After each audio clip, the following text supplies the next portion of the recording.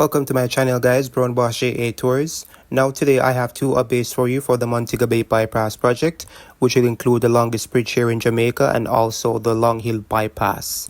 Alright guys, so I'll start off by showing you a flashback of the initial stage here of the bridge back in April 2024.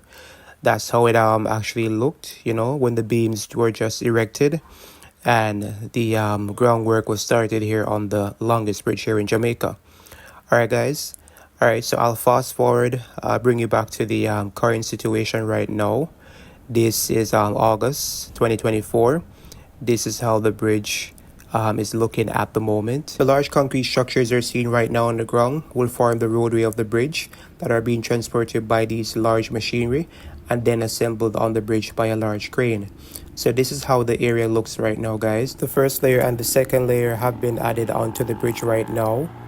Even though we experienced a hurricane back in July 2024, the level of progress is still amazing. Trust me, guys. Alright, I have videos about this on my channel. You can check them out. If it's your first time here, just to let you know that the total length of the bridge will be about 187 meters. And it's a two-way, four-lane continuous beam bridge. The bridge deck width is about 19.8 meters, including 48 to 90 degree 30 meter prefabricated T-beams. They are all prefabricated by post-tensioning methods. There are 96 supports in the whole bridge, all of which are HDR pod type supports. The T-beams are 2 meters high and the maximum beam weight is about 86 tons. Yeah, truly amazing, guys. And as you know, the Bustamante Bridge right now in Moran Bay, St. Thomas is currently the longest bridge, which crosses over the stony channel of the Morant River. When this bridge here in Montego Bay is completed, this will take its place as being the longest bridge in Jamaica. The government of Jamaica, through the Ministry of Economic Growth and Job Creation, entered a US274 million design build construction contract with China Harbour Engineering Company Limited, which is Czech, also known as the contractor, for the execution of the Montego Bay Perimeter Road project. The executing agency of the project is the National Road Operating and Constructing Company Limited, which is NROC, on behalf of the MEGJC. Major components of the Montego Bay Perimeter Road project includes 15 kilometers Montego Bay Bypass Road from Iron Shore to Bogue Road, and the Longhill Bypass, which involves the construction of approximately 11 kilometers of highway from Montego Bay to Montpelier.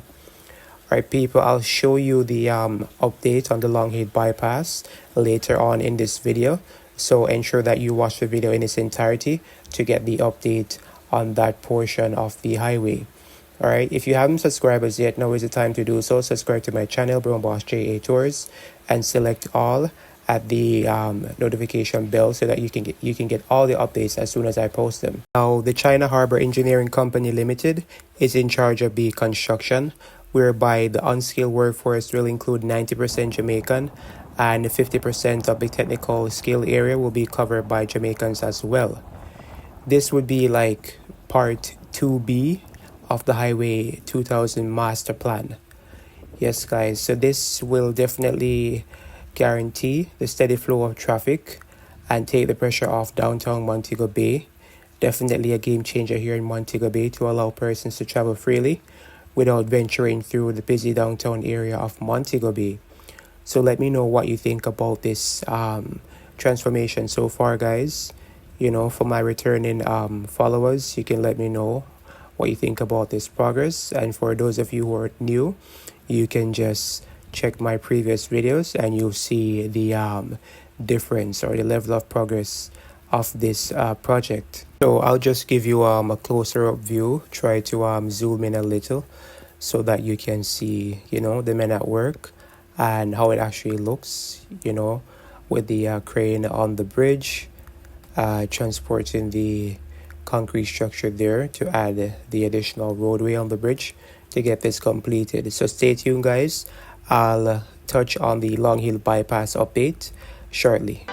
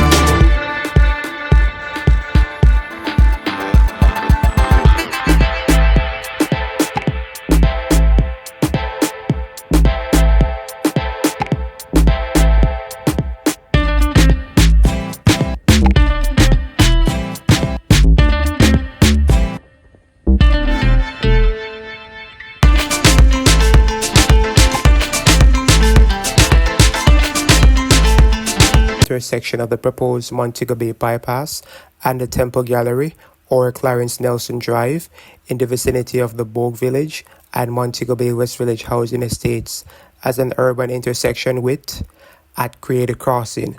The alignment will proceed in a general southerly direction through scrubland towards Bogue Hill, crossing the Ramby Hill Road with a grade-separated overpass. The grades for this section will range from approximately 2% to 8%. The Longhill Bypass will have grade-separated intersections at Wales Pond Road, Bogue Hill Drive, and Anchovy Main Road. The alignment will have a roundabout in the vicinity of Montpelier. Alright guys, so I'm driving right now from the ATL section here, passing JUTC. I'm gonna head on to Temple Gallery Road. Yes guys, so we're approaching Temple Gallery Road right now. Alright, so just taking an extract here from the Jamaica Gleaner on April 18th, 2024. It reads, the Longhill Bypass in St. James will be developed into 4-lane dual carriageway. The National Road Operating and Constructing Company, which is NROCT, revealed on Tuesday at a meeting with hoteliers in Montego Bay.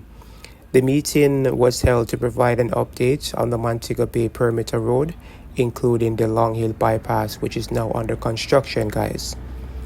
One of the things we encountered with Longhill was that we had to make a shift to avoid affecting the Rockland Bird Sanctuary that's in Leyte, and that has pushed us about 500 meters towards the east into very high terrain that will require a lot of cuts. In fact, it's almost 70 meters of cut, and that would necessitate 4 lanes for Longhill, said Errol Mortley, environmental manager at the NROC. In fact, out of the 10.5 kilometers, we would have about 6 kilometers of 4 passing lanes, he told tourism stakeholders at the monthly meeting of the Montego Bay chapter of the Jamaica Hotel and Tourist Association at Half Moon Hotel. Mortley said that the recommendation to build a 4-lane bypass has come from the project's consultant. The consultant advised NROC that it would make a lot more sense if we design a 4-lane road and to have it fit the Montego Bay Bypass road and include tolling facilities with it, he explained. According to Mortley, as part of adjustments made to the design for the Longhill Bypass, it will now end just beyond the Dr. Fidel Castro campus of Anchovy High School instead of the vicinity of the gas station at Montpelier. There will be one toll plaza on the Montego Bay Bypass Perimeter Road, which will be located in the Irwin area. However, based on advice from the project consultant, the NROC says because the Longhill section of the project will have 6 kilometers of 4 passing lanes, 2 additional toll booths would be required.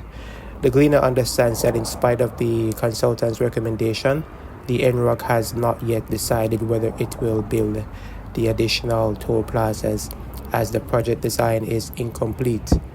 Alright guys, so just to give you an update there on the Longhill Bypass.